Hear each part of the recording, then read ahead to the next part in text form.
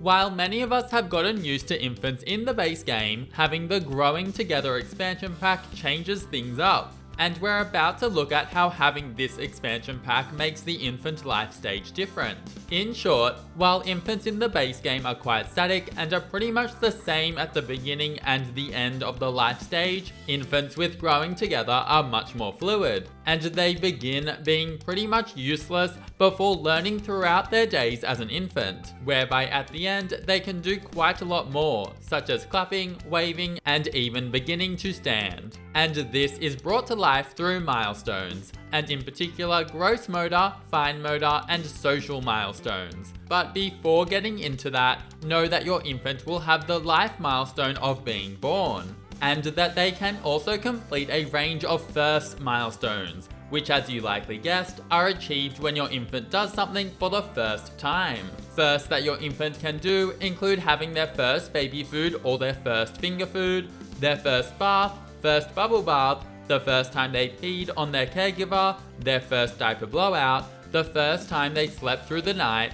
having their first visitors, going on their first visit to a park, and even going on their first vacation. Now, while these can be fun to complete, they arguably aren't as exciting as the gross motor, fine motor, and social milestones. Why, you ask? Because completing these will generally unlock new interactions for your infants. For gross motor milestones, you'll want to start out by having a parent or sim who's at least a teenager have tummy time with their infant. And doing this can unlock quite a few milestones, including to lift their head, roll over to their back, and roll over to their tummy. And once an infant has completed the roll over to tummy milestone, they'll then be able to have tummy time on their own. Having more tummy time will see your infant learn to creep, and around or even a little bit before this development stage, a sim will be able to help an infant to practice sitting, allowing them to complete the sit-up milestone. It's at this stage that you'll unlock the fun need for your infant, and they'll also be able to scoot around, and they can now use a high chair. On top of this, your infant can now practice standing up, and provided they can creep, then they can also practice crawling. Practicing crawling will see your infant unlock the Learned to Crawl milestone, which allows them to crawl around. Meanwhile, practicing standing will unlock the Pull to Stand milestone, and infants can now click on couches to do this. It's super cute. Also, I would make sure that there's a couch nearby when practicing to unlock this, as infants will often go to the couch and pull themselves up on it to demonstrate that they've completed the milestone. Infants are also able to wiggle to music, and doing this will see them unlock the Learn to Dance milestone. Now that gross motor skills are covered, let's move on to fine motor skills, and the way to play Playmat will be particularly handy for these. You'll first need to learn to reach, which can be done by having your infant sim look at the toys on the playmat.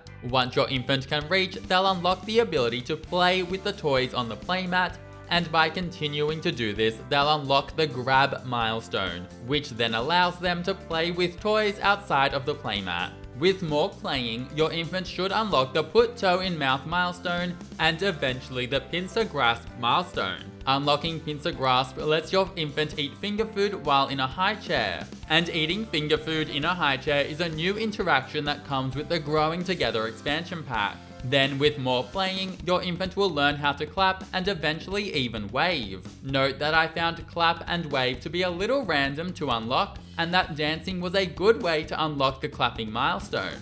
And now it's time to look at social milestones, and as you might expect, these are unlocked through social interaction. Your infant will start by unlocking the smile, coo, and laugh milestones, and eventually they will learn to babble. Now from here on out, anecdotally it took me quite a bit of socializing to unlock new milestones, but additional social milestones that I managed to unlock included to blow raspberries, to say their first word, to play peekaboo, and to blow a kiss. Unlocking milestones often unlocks relevant interactions, such as having your infant do their own version of peekaboo and blowing kisses, which is just so incredibly cute. Also, it's handy to know that your infant can socialize with large stuffed toys, but from my experience, this didn't often unlock milestones. What I actually found quite helpful for unlocking social milestones was having Sims play with infants while they were on the playmat. Overall though, sometimes I do just find unlocking new growth motor, fine motor, or social milestones to be a little tricky, and what I found handy in these moments when I was struggling was simply mixing up what I was doing and even sometimes just giving it a break before coming back to try again. Now, completing milestones can be rather beneficial in that it can help to give you a bit of a head start in building toddler skills. When I aged up my infant to a toddler after having earned the above milestones, they got to start out with level 2 movement, thinking, and communication, as opposed to when I aged up an infant with around half the amount of milestones who barely got any bonus skills. From my experience, I think it really is only the more advanced milestones that will lead to little skill bonuses. Now, another major change that the Growing Together expansion pack brings to infants is infant quirks. While infants will still gain one of 6 traits upon aging up from a baby, throughout their time as an infant, they will now gain up to 3 additional infant quirk traits based on their behavior.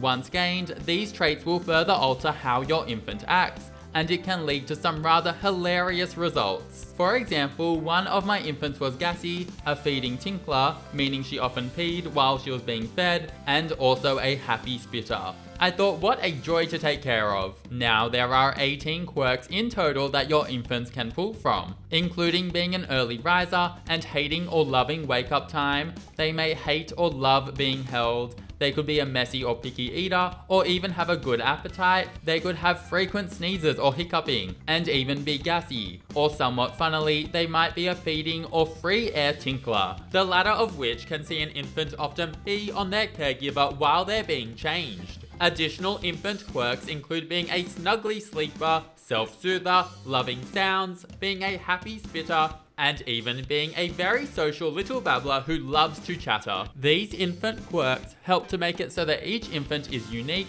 and it can really bring to life the idea that some infants are easier or more difficult to care for depending on the quirks they acquire. Also know that some quirks conflict. For example, if an infant is a picky eater, then they can't also be a messy eater or have a good appetite. Another example is that if they love being held, then they cannot also hate being held. Now, I believe an infant's 3 discoverable quirks are assigned as soon as they become an infant, and then unlocked when you engage in an associated activity. And I think this because when you go to assign infant quirks through cheats the second they become an infant, some will already be grayed out due to your infant supposedly already having that quirk, even though they don't officially have the trait at that stage. It also means that if you cheat to add additional quirks, then your infant can go beyond the 3 quirk limit. Now, some objects brought in with the Growing Together expansion pack can also change up how you care for infants. Of course, there's the Way to Play Playmat, which is very useful for both caring for infants and their needs, as well as for unlocking milestones. But that's not all. Growing Together also adds change tables and the diaper pail to your game. Change tables essentially just make changing diapers more realistic and reduces the chance of infants having accidents, especially when it's upgraded with security straps. Also, if you have a diaper pail nearby your change table, then the dirty diaper will go straight into it, and you will be amazed at how good you feel when your sim stops throwing all their dirty diapers straight onto the floor. And with that, we're at the end. That's a look at how the Growing Together expansion pack changes and builds on the infant life stage. If you enjoyed or found this helpful, then please subscribe and leave a like. I would really appreciate it, and have an amazing day. See you later.